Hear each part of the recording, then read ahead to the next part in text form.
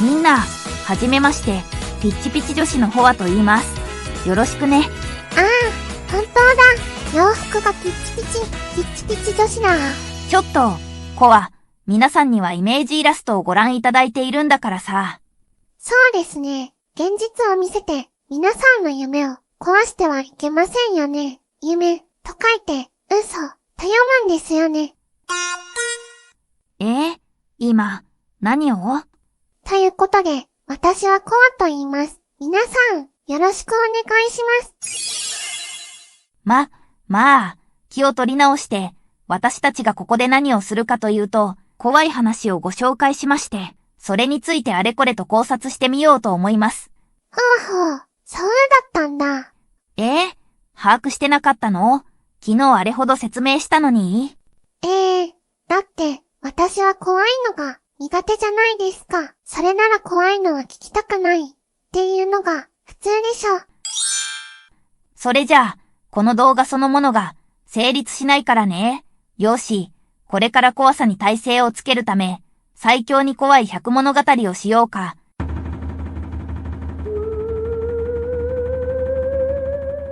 コアには早く怖い話に慣れてもらわないとダメだからね。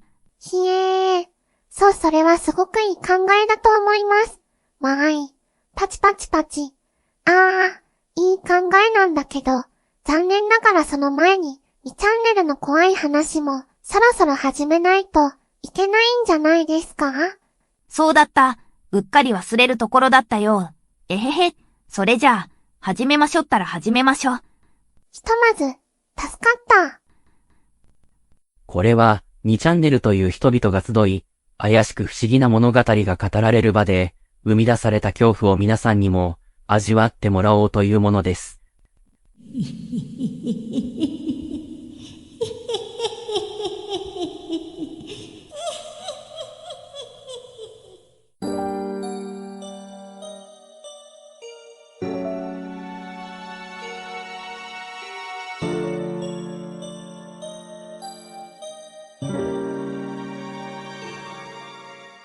では、どうぞ、2ちゃんの怖い話、くねくね。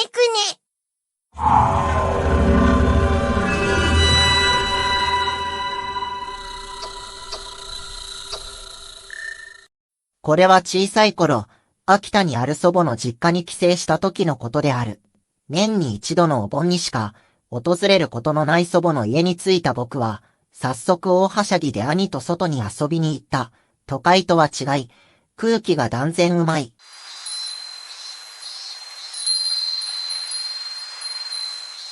僕は爽やかな風を浴びながら、兄と田んぼの周りを駆け回った。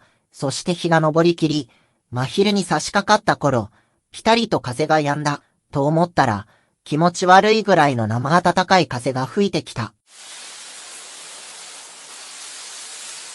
僕は、ただでさえ暑いのに、なんでこんな暖かい風が吹いてくるんだよ、と、さっきの爽快感を奪われたことで少し機嫌悪そうに言い放った。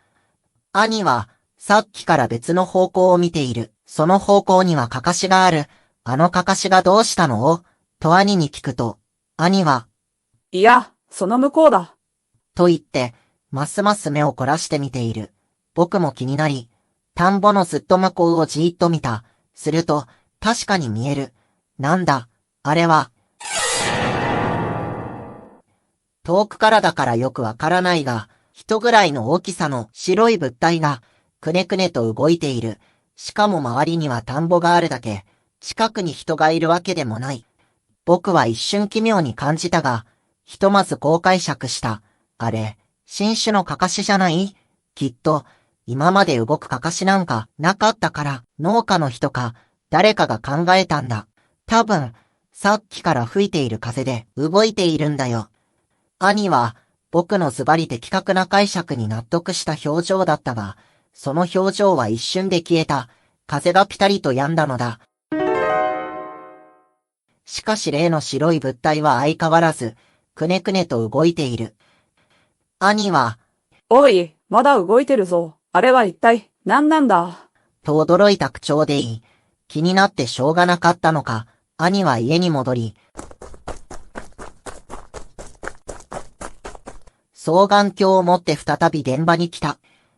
兄は少々ワクワクした様子で、最初は俺が見てみるから、お前は少し待ってろよ。と言い、張り切って双眼鏡を覗いた。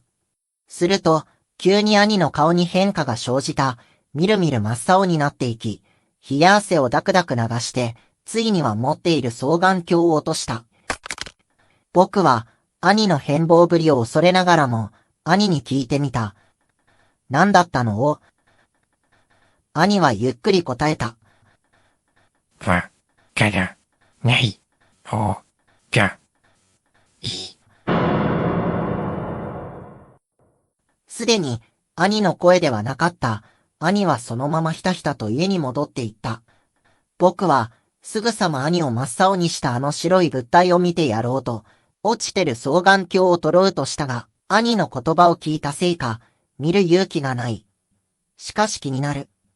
遠くから見たら、ただ白い物体が奇妙にくねくねと動いているだけだ。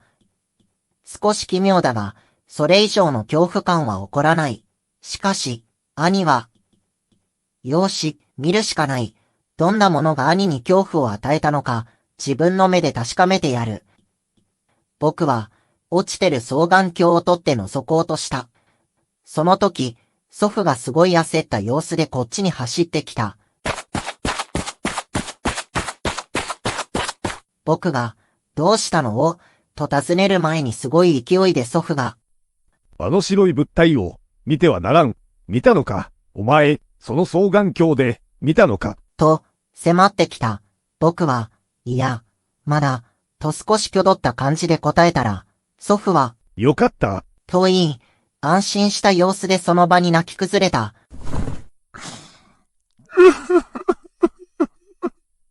僕は、わけのわからないまま、家に戻された。帰ると、みんな泣いている。僕のことで、いや、違う。よく見ると、兄だけ狂ったように笑いながら、まるであの白い物体のようにくねくねと乱舞している。僕は、その兄の姿に、あの白い物体よりもすごい恐怖感を覚えた。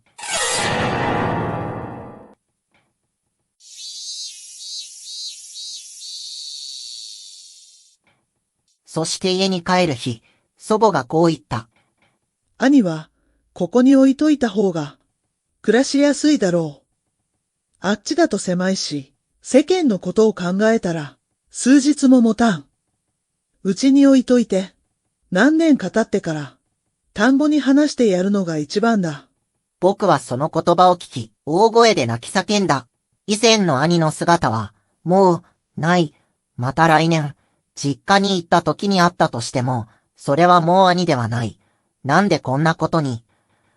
つい、この前まで仲良く遊んでいたのに、なんで。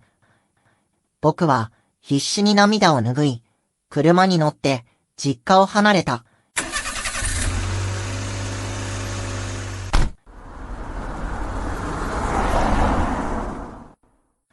祖父たちが手を振ってる中で、変わり果てた兄が、一瞬、僕に手を振ったように見えた。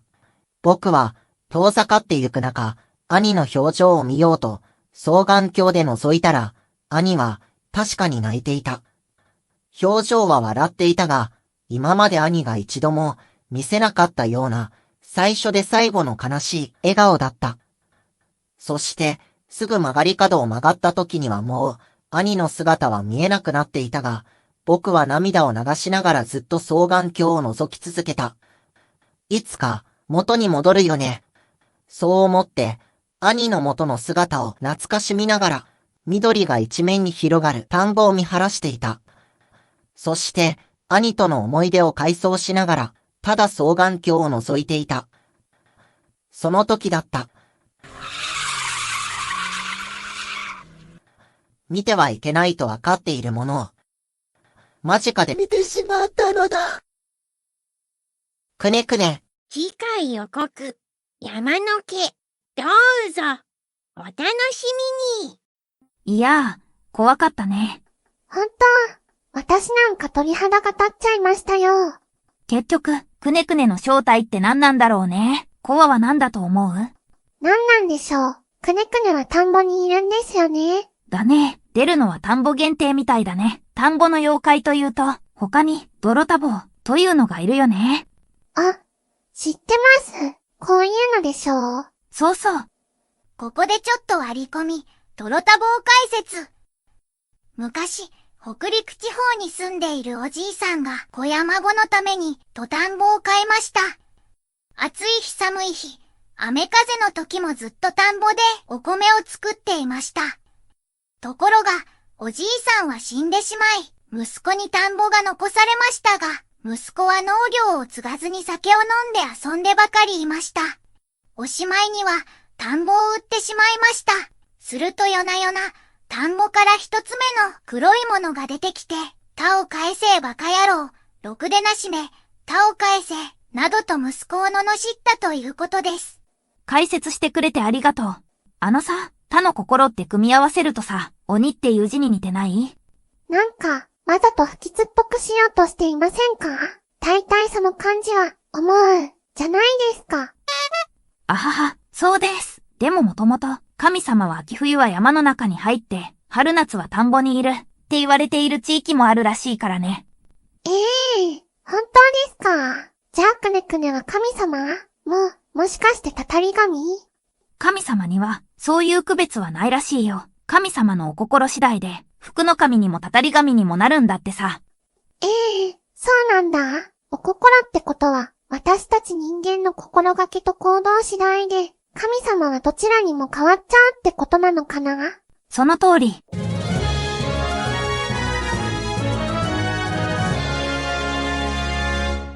わあ、びっくりした。でも、くねくねを見たらくねくねになってしまう。というのは怖すぎます。もしかしたらこれって、呪いなんじゃないでしょうか？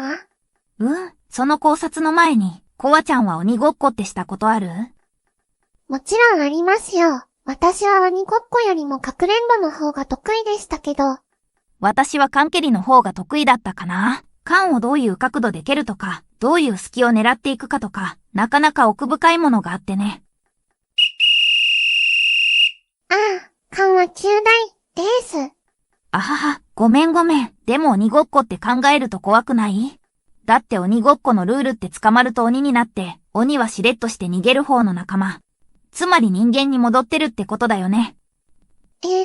それをくねくねの話に当てはめて考えると怖いかも。だってそうだとすると、この物語には続きがあって、弟がくねくねになったら兄は元に戻ることができたかもしれないってことですよね。兄が見たくねくねも元の人間に戻ってたりして。そう考えるとますます怖いね。でも、それも十分にあり得る話だよね。呪いの連鎖だと考えると、鬼ごっこはまだまだ優しい方だと思います。私は映画のリング、貞子の呪いの方がもっとえげつないと思うんですよね。あれは映像を見た人がほぼ死んじゃうからね。呪いの感染って意味では最強で最悪だよね。それで、ホアちゃんの家の周りは田んぼだらけでしたよね。何かそういう不思議なものや、怖いものって見たり、聞いたりしたことはありますか？全く、ないね。田んぼにはサギとカエルしかいません。たまにトンビとかのスリが出ます。なんか、あまりにも普通だった。そういえばこないだ年収とか、家族構成を聞き出そうとする電話が、うちの地域にかかりまくってたらしくて、地域の防災無線で注意するように、市役所の安全課が呼びかける声が、田んぼに響いていたわ。人コアか。暴海賊王に俺はなる、の人の名前で、犯罪やってた組織関係だったらやばいよね。というか、私は名前を使われてしまった漫画が、哀れでなりません。本当だよね。イメージダウンしちゃうよね。かわいそう。終わり、また見てね。おまけ劇場。どうしたんですか？って。最近、ちょっと胃の調子が、いまいちなんだよね。そういう時って、自分の体の調子が悪いのと同じところの焼肉を食べろ、というのを聞いたことがあります。例えば心臓が悪い人は、肝臓あれば、いわ、犬のように。ってことは、犬を食べたらいいんじゃないですかね。でも、私はモツとかホルモン系が苦手なんだ。鳥の軟骨や皮も遠慮したい感じなんだよね。好き嫌いはいけませんよ。だけど、好き嫌いをなくすってさ、嫌いなものをなくすのはいいだろうけど、本当に好きだったものも、そんなに好きではなくなるんだよね。マジですか？いや、本当にこれはマジな話です。